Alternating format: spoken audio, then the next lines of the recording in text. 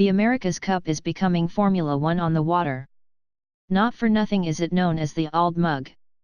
No international sporting trophy has been contested for as long as the America's Cup, a prize coveted by yacht clubs around the world. This year's edition, which begins on June 17 in Bermuda, is the 35th since the ornate silver jug was first awarded in 1851. Seasoned mariners see the venerable competition, which takes place every 3 or 4 years, as perhaps the most important in the sports calendar. Yet for most of its history the America's Cup has been a plodding affair unfolding in slow motion, like a tactical chess game, with little appeal for landlubbers. Not anymore. This year's championship is more like the high-octane rush of Formula One, F1, motorsport than a ponderous regatta. Though its inaugural race was excitingly disruptive, an American crew ventured to Britain and beat 14 of its fastest boats in a one-off. Subsequent editions seemed stranded in the past. After 1851 each competition was decided by a series of head-to-head races between two boats, which the New York Yacht Club, its first champion, won 24 times in a row. That is, for 132 years straight. It was only in 1983 that a regular qualifying competition, the Louis Vuitton Cup, was organized to pick the best challenger, replacing the old system, in which the first team to apply generally became the challenger of record.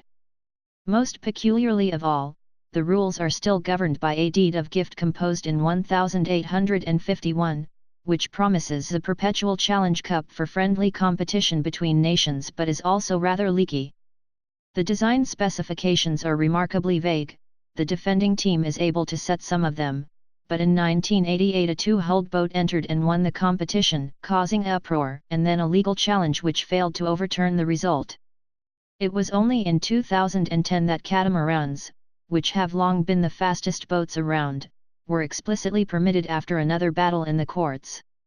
Since the winner controls the format and the location of the next event, there have often been extended periods of uncertainty. Raising finance is difficult, teams are disbanded and expensive equipment is discarded. Little wonder, then, that an event so modeled by barnacles has struggled to interest a wide audience. Yet that is changing, thanks to the modernizing touch of Larry Ellison.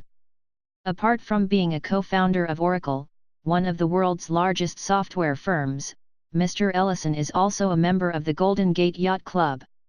He helped them win the legal battle of 2010 and the right to compete in that year's final, in which they triumphed with a 90-foot trimaran. Viewers in 190 countries, many of whom had never watched sailing before, were gripped by Oracle Team USA's extraordinary comeback in 2013, overturning Emirates Team New Zealand's seemingly unassailable lead of 8-1 in a first-to-9 win series.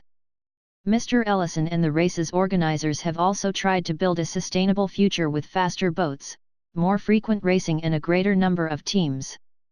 All the clubs that took part in this year's competition, apart from the returning New Zealanders, have signed an agreement that covers the next 2 editions, in 2019 and 2021. That deal sets out the format and class rules, which in turn give teams a chance to plan ahead and secure funding. The hope is that the stability and reduced design costs will tempt more teams to compete. The one catch is Kiwi reluctance. Team New Zealand, keen to avenge their spectacular collapse in 2013, have qualified as this year's challengers by winning the Louis Vuitton Cup.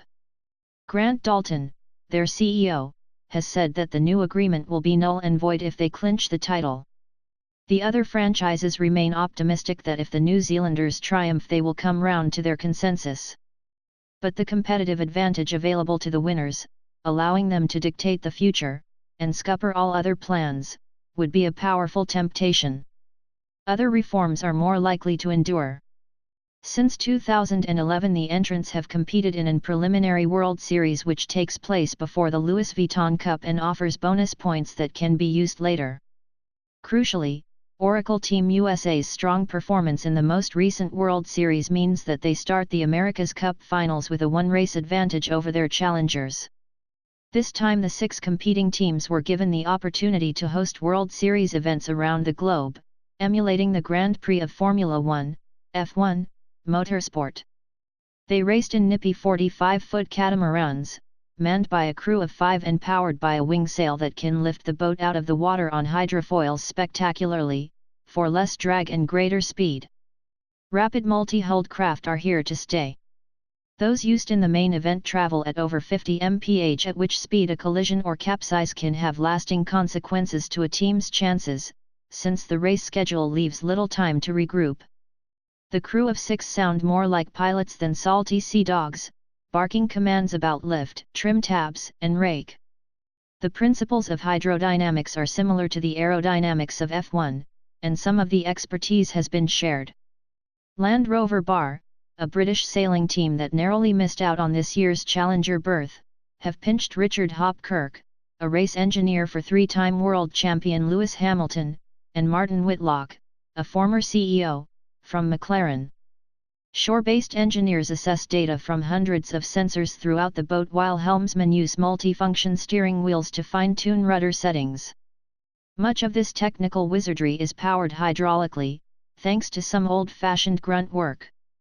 The need for mechanical assistance means that 4 of the crew will be almost permanently grinding.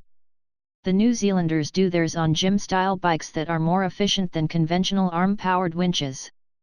The requirements of a good yachtsman are much the same as in 1851, the ability to find the right tack into the wind, the tenacity to outflank your opponent, and the stamina to keep all hands on deck. The boats and the regattas, however, are heading for a brave new world.